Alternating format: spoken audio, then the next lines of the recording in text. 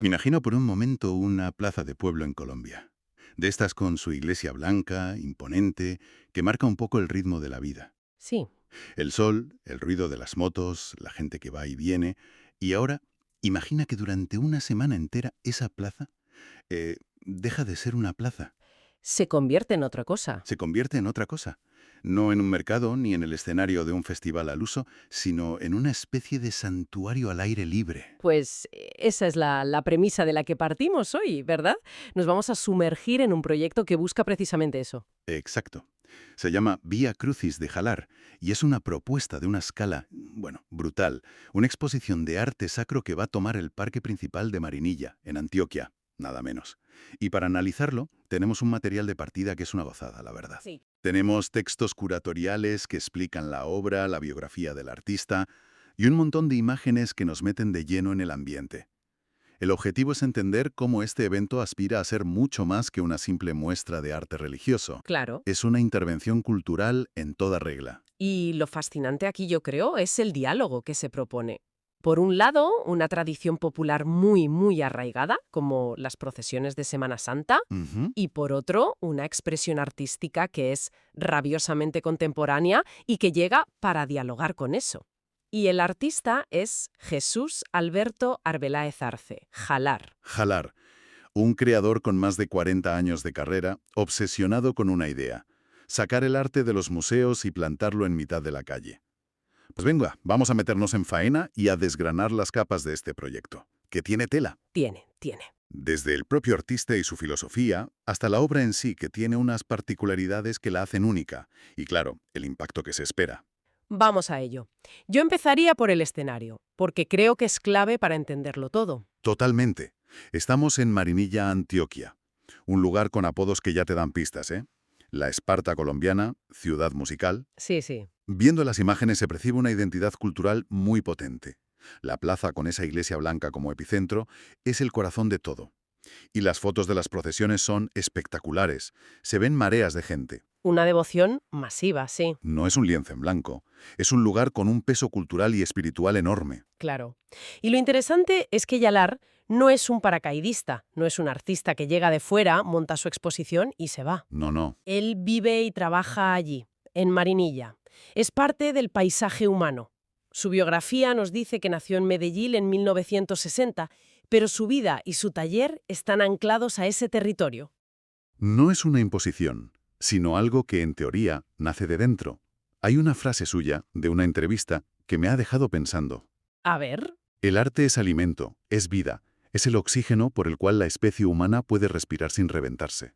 Uf. Me parece una declaración de intenciones brutal. No habla del arte como decoración, sino como una necesidad casi biológica. Es que esa es la clave de toda su carrera. Y conecta directamente con sus orígenes. Por cierto, el nombre artístico, Jalar, no es más que el acrónimo de su nombre. Jesús Alberto Arbeláez. Exacto. Pero más allá de la anécdota, hay que entender su faceta casi de activista. Ya en 1987, en una Colombia muy convulsa, funda el movimiento Arte Calle, un canto a la libertad y a la vida. O sea que lo de sacar el arte a la calle le viene de lejos. Su guerra, desde el principio, fue contra la idea del arte encerrado en galerías para una élite. Él quería que el arte se manchara de calle, vamos. Entonces, este Via Crucis monumental no es una idea de ahora. Es la culminación de un pensamiento que lleva madurando décadas. Pero aquí me surge una duda. Dime. Por un lado, tenemos ese espíritu combativo de arte calle, que suena casi a guerrilla cultural, y por otro se embarca en un proyecto de arte sacro, que a priori parece más institucional. ¿Cómo casa una cosa con la otra? Es una pregunta buenísima, y creo que la respuesta está en la propia dualidad de su obra. El crítico Javier Hernando Rodríguez habla precisamente de esto. Ujú. La obra de Jalar se mueve siempre entre dos polos. Por un lado, un reflejo del dolor, de la rabia, del desgarro social de Colombia. Obras duras. Durísimas, un puñetazo en el estómago. Pero al mismo tiempo, y sin ser contradictorio, hay una búsqueda constante de la belleza, de la esperanza, de algo trascendente. No es un arte complaciente, te confronta. Entiendo. Entonces, este Vía Crucis sería la máxima expresión de esa dualidad. El camino de la cruz es la historia del máximo dolor, pero su propósito es la redención, la esperanza. Exacto. Es el vehículo perfecto para su discurso. No abandona su espíritu crítico. No, para nada. Utiliza una de las narrativas más potentes de nuestra cultura para hablar de temas universales que le han obsesionado siempre. El sufrimiento, el sacrificio y la posibilidad de renacer. Y esa dualidad entre el dolor y la esperanza, me imagino que debe estar plasmada de una forma muy física, muy potente en las propias piezas. Desde luego, Porque lo que se va a ver en esa plaza no son lienzos colgados de una pared, ¿verdad? para nada. Aquí la forma es absolutamente fundamental. Estamos hablando de 15 tondos. Obras circulares. Sí, obras en formato circular. Y no son pequeños. Hablamos de 2 metros de diámetro cada uno. El formato ya es una declaración de intenciones. El círculo, lo eterno, sin principio ni fin. Justo. Cada estación del Vía Crucis queda encapsulada en ese universo. Y hay un detalle en el número de obras que me parece crucial. No son 14 estaciones, las tradicionales. Jalar añade una 15ª, la resurrección. Ese es el giro de guión. Lo cambia todo. Totalmente.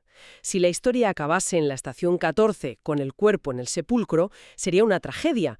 Pero al añadir la resurrección, toda la obra se resignifica. El dolor se convierte en el camino necesario para llegar a la luz. Claro, transforma un relato de sufrimiento en un manifiesto de esperanza. Sin esa 15ª pieza, el proyecto sería otro completamente distinto. Además, la forma en que se van a presentar estas obras también busca transformar la experiencia del espectador, ¿no? Totalmente. Cada uno de estos tondos va a estar montado sobre un caballete metálico de 3 metros de altura. La escala es deliberadamente monumental. 3 metros, sí. El efecto que busca es físico. Obliga al espectador a levantar la cabeza, a cambiar su postura corporal.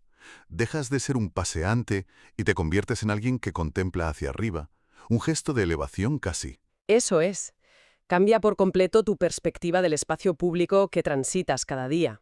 Y si nos metemos ya en la materia, en la textura, ¿cómo son estas obras de cerca? Pues son, o pretenden ser, un festín para los sentidos.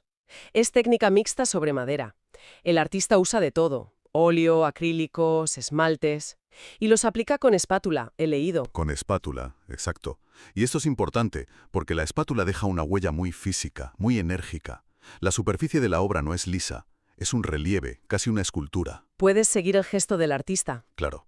Y al estar a la intemperie, llevan una capa protectora de poliuretano catalizado para aguantar la lluvia, el sol, todo. Vale. Y aquí llegamos al que para mí es el punto más radical de todo el proyecto. Una frase del propio Jalar que me ha volado la cabeza. Ya sé cuál dices. Voy a mirar cómo hago para poner un letrero grande donde diga «Prohibido no tocar». Es una bomba. Es una declaración de guerra contra uno de los dogmas sagrados del mundo del arte, la distancia. El no tocar es la primera regla que aprendes en un museo. Siempre. El arte se mira, pero no se siente con las manos. Está protegido por cordones, cristales, alarmas. Y él llega y le da la vuelta por completo. ¿Qué busca realmente con esto? ¿Es solo una provocación? Yo creo que es mucho más profundo. Es la máxima expresión de su filosofía del arte calle. Si el arte tiene que ser oxígeno, tiene que poder respirarse, sentirse, no solo mirarse a través de un cristal. Claro. Lo que propone es validar el tacto como una forma legítima de conocimiento. Nos han educado para entender el arte con la vista y el intelecto, pero él nos dice que nos estamos perdiendo algo. Nos invita a sentir la rugosidad de la espátula que representa el dolor o una textura quizás más suave en otra parte. Es una conexión mucho más visceral. Exacto. Convierte el acto de tocar en una especie de oración laica, en un diálogo íntimo con la materia. Es una rebelión contra la asepsia del museo. Es un riesgo enorme, claro. La obra se expone al desgaste. Pero para Jalar, ese riesgo es el precio a pagar por un arte que esté verdaderamente vivo. Esta idea de romper barreras físicas, la del prohibido no tocar, nos lleva a la intención de romper también las barreras arquitectónicas, ¿no? Sí, Convertir la plaza en un templo abierto. El arte no espera a que vayas a buscarlo, te asalta en tu rutina. se dinamita la frontera entre el espacio sagrado, que es el interior de la iglesia, y el espacio profano, que es la plaza.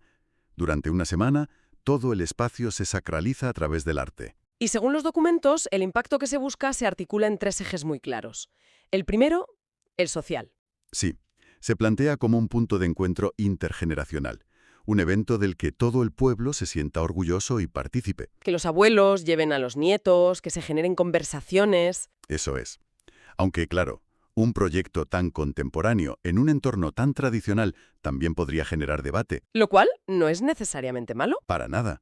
El arte que no genera alguna reacción a menudo es irrelevante. Luego está el impacto educativo, que me parece fundamental. Se habla de talleres, charlas, visitas guiadas para colegios. Claro, se busca convertir la plaza en un aula abierta. Imagina lo que puede ser para un niño no solo que le expliquen el Vía Crucis, sino que pueda tocar la textura de una de las obras. Es una forma de educación artística mucho más directa. Y memorable. Es aprender sintiendo. Y el tercer eje, que no es menor, es el económico. Esto no es solo un proyecto artístico. No, claro. Es un motor de desarrollo. La exposición se ha programado para que coincida con el Festival Internacional de Música Religiosa de Marinilla. Que ya de por sí atrae a muchísima gente. La sinergia es potentísima. Se espera una afluencia masiva de turismo cultural y religioso, y eso impacta directamente en la hostelería, el comercio, vamos, en todo el pueblo. Para entender del todo la dimensión espiritual de la obra, creo que es importante conectarla con un trabajo anterior de Halar, que se menciona, la serie Kyrios. Sí, es una conexión esencial para no quedarse solo en la superficie cristiana. El crítico Javier Hernando Rodríguez explica que Kyrios es un término griego que significa Señor. Y se usa para referirse a Cristo resucitado. Pero, y aquí está el quid de la cuestión, Halar expande ese concepto. No se refiere solo a Jesús, ¿verdad? No, para él el rostro de ese Kyrios, de ese ser que se sacrifica por los demás y trae un mensaje de esperanza, es también el de otras figuras. ¿Cómo quiénes? Él mismo menciona a Mahatma Gandhi, a Martin Luther King, a Teresa de Calcuta. Le interesa el arquetipo de la persona que encarna una lucha por una causa que le trasciende. Eso es muy potente. Le da una dimensión universal. O sea que este Vía Crucis, aunque use la iconografía cristiana, está hablando de algo que va más allá del dogma, completamente. Se convierte en una meditación sobre un camino que es universal para el ser humano, el del sufrimiento, la compasión, la entrega. Por eso podemos hablar de un arte espiritual, pero no necesariamente solo religioso. Claro, la introducción curatorial del proyecto lo clava cuando dice que la obra busca ser una pedagogía del alma y un acto de resistencia frente a la indiferencia. Una invitación a mirar el dolor, tanto el propio como el ajeno, pero sin quedarse ahí, a buscar la estación número 15, la de la esperanza. Exacto. Un espejo en el que la comunidad puede reconocer sus propias heridas y, a la vez, su inmensa capacidad de resiliencia. A modo de cierre, creo que la idea principal con la que debemos quedarnos es que el Vía Crucis de Halar no es una exposición, es un acontecimiento. Sí, un evento cultural total, que involucra a todo un pueblo. Es una ofrenda a su comunidad, una herramienta pedagógica y una declaración de principios muy clara. El arte tiene que estar en la calle, mancharse y respirar con la gente. Es la antítesis del arte guardado en una cámara climatizada. El propio artista lo dice. Quiero un arte que se impregne de polvo, lluvia y sol. Hay una frase en el epílogo del proyecto que lo resume de una forma muy poética. El arte, cuando es verdadero, no se queda en el lienzo. Se convierte en oración, en memoria, en promesa. Es una visión muy potente, desde luego. Un arte que no se contempla, se vive. Y esto nos deja con una reflexión final.